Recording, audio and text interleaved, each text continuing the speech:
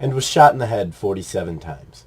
In other news, local bassist for the Approach and the Execution was interviewed by Drew Miner, that's me, of 3 Fat Guys Talking About Metal. Here's a closer look at the interview.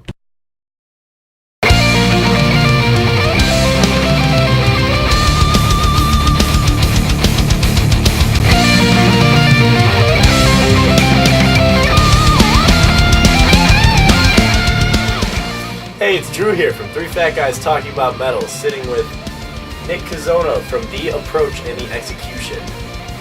Nick, it's a pleasure to be sitting with you today. Oh, thank you. Well, I asked you here for a couple of reasons. I wanted to ask you a couple questions. First about the band, and then a couple questions about just you as a bass player. Okay? And I want to start out ask, what you see the band doing, The Approach and the Execution, of course. In the next year, do you have any tours planned, or do you have any albums coming out? Well, we are working on some new music. We definitely need for some new music, for sure. Our album's out over here, so we finally have a sort of solid lineup of regulars and everything. So right. Hopefully, within a year we'll have a new album out. Sam and David and that's pretty exciting to have them songwriting process. Of course, tours. I think next week we're going pretty much like a week-long tour out of state. We have an interview in Long Island, so that's sort of sponsored tour. Okay. What are going to be some cities you're hitting up out there? We're going to go to New York, obviously, for the interview. Pittsburgh, Erie. We know some bands out there. It's not definitely Pittsburgh. Okay. Do you have any new material? We do. Guys, yeah? Oh, yeah. Okay. So are you going to be debuting that at any shows coming up? Yeah. We'll have one new song ready for our next show, which is September 14th. Okay. Everybody. All right. Expect the little... Yeah. Kind of kick it into gear. Yeah. Okay, and then a couple of things about your playing style. I wanted to, one thing that the very first time I saw you guys, that I really thought was awesome, is you don't play with a pick, I mean, and you play some real fast riffs, Yeah. And a lot of bass players nowadays are using picks. I don't know, some people say it gives more aggressive tone and everything, but I was just kind of curious your thoughts on that one. I want to know why you don't use a pick. Well, the reason why I don't use a pick is because I can't use one. I tried, and I was horrible at it. Really? I was just horrible. When I first started, I had a friend who was just like, hey, one jam, like, old Metallica stuff, and it's pretty fast. And I can play like a time, and my friend said, just use a pick. Just use it. And I tried, and I'm like, I can't. Like, I was already further along using my fingers, and more comfortable using my fingers at the time, and I was like, you know what, I don't want to start over, right, yeah. Playing the bass, just because, my friend wants me to play with the pick, so I just put the fingers. Alright. And it just, it just developed from there, so, okay. Hey man, whatever works, Yeah. I'm sure a lot of people wish that they could say, I tried to play with a pick, but it didn't work. But I think for a lot of bassists, I tried to play with my fingers and it didn't work, so I switched to a pick. So, okay, and then another thing about your playing style that really was a curveball for you is you don't play with any distortion. Like, you don't have any effects at all. And that's just, it was like a metal bassist, I expect distortion, I was kind of curious as to why you're not using any distortion out there. I don't know, I'm not really an effects guy, I'm not really a pedal guy, I kind of I like just clean playing. Most bass players can play clean. Okay. I think there's sort of a small minority of players that use distortion, maybe, but... Really? Yeah. Okay. Most bass players now distortion at all. A lot of players I look up to don't use distortion, so I don't know. I just never got into it. Could you name some of those players that you look up to like that? Like music influence you? Steve Harris. Okay. all over the park. Some else brown. Crazy players like Yeah. circles around me, like those kids are using distortion. So I don't know. Yeah, I was never a pedal guy. I was mostly mostly relied on my tone from my amp, my bass. So I think we'll get performance from that, not with all these crazy pedals and distortion and everything. I don't know. I don't know. I play with 3 other guitar players. So I don't get a 4th guitar, fourth bass player, fourth whatever. Remember, just with distortion, I think it's just kind of overboard. I think it's just enough as it is. Yeah. Okay. Yeah. Alright, that's fair enough. Another thing, Nick, one of the things that has come to my attention is that you actually played in a couple other bands that, not only, weren't the band that you're currently in, but were from another music scene entirely.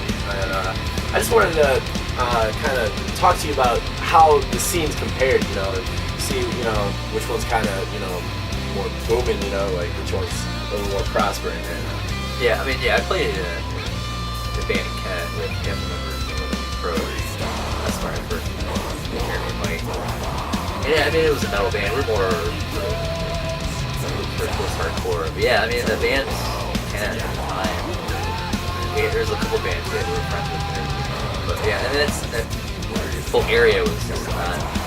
I don't know, it was cool, it was great, but I don't know, like a couple bands that were friends with that we played with, but that was pretty much it. Compared to here in Cleveland, I started playing Cleveland. Man, there's so many great bands. Yeah, it's coming back to Cleveland and everything. So I don't know, it's definitely pretty cool and everything. Plus, there's people they're all about it. Yeah, it's like a lot of free shows and that people put on. All these kids that come out, they're really supportive, and it's awesome. You just really didn't have that in Kent. You did here and there, but it was just like these garbage bands. The bands that I played with in Kent were great. Had a lot of cool people out there. A lot of a couple bands that we didn't know out there. They were great, but a lot of them just broke up. Same with my band. Yeah, my band in Kent. But yeah, compared to Cleveland right now, I think it's. So, Nick, I actually want to go back to, you talked about you guys going on tour earlier, and I was kind of curious, I've just been a fan going to the concerts, and I'm kind of curious how it is, like, going to each show and, like, going to the different cities and everything, what's life on the road like for the band? Life on the road it's cool, like, it's really cool, it's awesome, but then again, there's a lot of ambiguous sort of aspects to the road. You don't know, vehicle make it to the show. You don't know, you're in a different state, and you're going to a venue you've never been to, you're dealing with people you've never met before, a lot of people time. So you don't really know what to expect when you arrive at your destination. So, and that could be kind of scary, it could be exciting. You don't really know, you don't know if you're walking into a place full of people, or it's just 2 people, or it might not even be a show. You don't really know. So, it's cool. It's great. It's just really exciting. It's very different from playing in Cleveland. Every couple, every time, whatever. It's different playing to venues that you're familiar with in Cleveland. I go there on my day off to see bands that I like to listen to. And, you're just really familiar with those places. When you go to a different state, play in a place and everything, it's got a different sort of form. It's like, wow, like different state. No one's ever heard of my band before. I've already been here before in my life. So it's very different, but it's cool at the same time. It feels like you have something. You're looked at very differently. You play these shows because it's an out-of-state band, right, yeah. Out of towner, playing the show. They don't know what to expect out of you either. So it's sort of this cool little mutual sort of maybe exchange, I should say. Okay. And it's cool. And then once you get back from touring or you get back from playing on stage and play you're just like on fire. You feel like you're like on top of the world.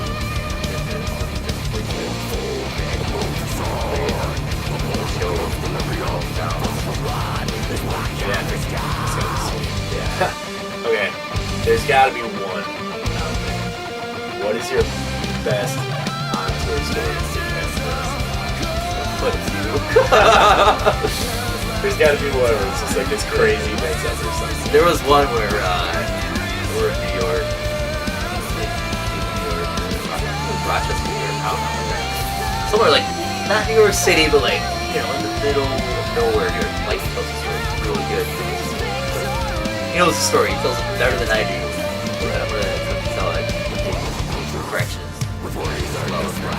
But, no, we played the show in New York, and it was awesome. We were at this sort of bike shop that they sort of cleared out, like, put a stage on.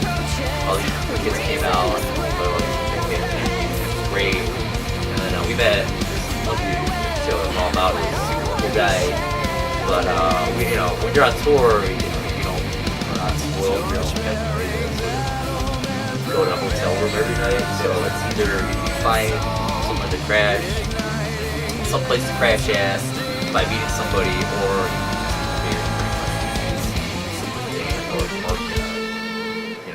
parking lot and sleep on the ground. Yeah. We've done that before, but no, we met this guy. He's like, oh, you can stay at my place, blah blah blah. So we're out there, we stay at his place, and he has this huge like house land on his house. So it looks like he's that backyard. We're just hanging out, but you know, it's time for us to go to sleep and everything. You know, like wasted, tired. Mikey and Andy. I'm in there too. We're all in there. And Mikey passes out first. First down, then passes out. It's on his side. And then like we all kind of just come in there, you know, whatever. Just passes out. Well, Andy passes out right by Mikey. And all of a sudden, he like starts like touching his butt crack of like he just starts, I don't know what he's doing. He's just like fiddling around with it. Mike's just like, whoa, what are you doing? What are you doing, man? What? You know, what are you doing, man? Your finger is in my butthole. What are you doing? He's like, oh. And he's just like, oh. I don't know, I just thought it was a shelf. I was like, what's going on here? Like, I don't know. Like his response to that just came out of nowhere. I'm like, okay, he thought Mike's asshole was a shell.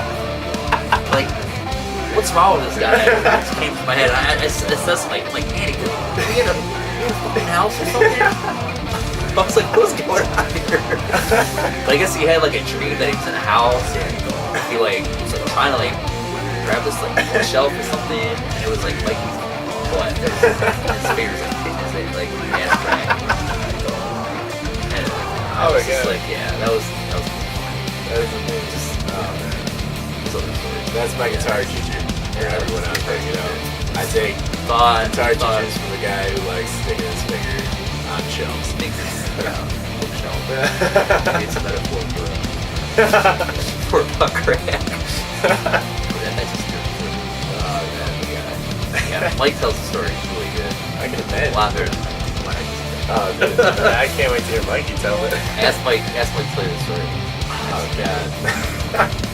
You look narration for what's on tape. Yeah, definitely. Mikey can do that.